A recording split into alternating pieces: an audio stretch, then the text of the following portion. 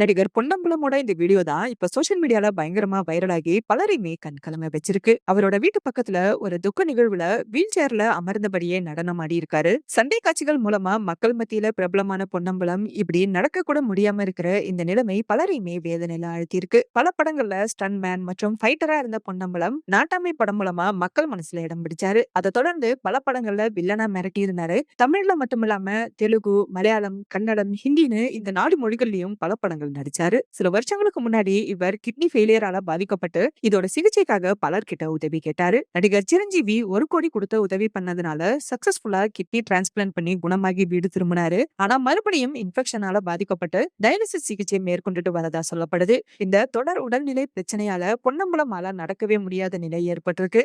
தொடர்ந்து நடிகர்கள் உதவி பண்ணிட்டு தான் வராங்க. அவரோட உதவிக்கு கூடவே ஒரு அசிஸ்டன்டும் இருக்காரு. பொன்னம்பலமோட இந்த சமீபத்திய வீடியோ பலரையுமே சோகத்துல ஆழ்த்தி இருக்குன்னு சொல்லணும். சீக்கிரமே அவர் பூரண குணமாகி பழையபடி படங்கள் நடிக்கணும் அப்படிங்கிறது தான் பலரோட வேண்டுதலா இருக்கு.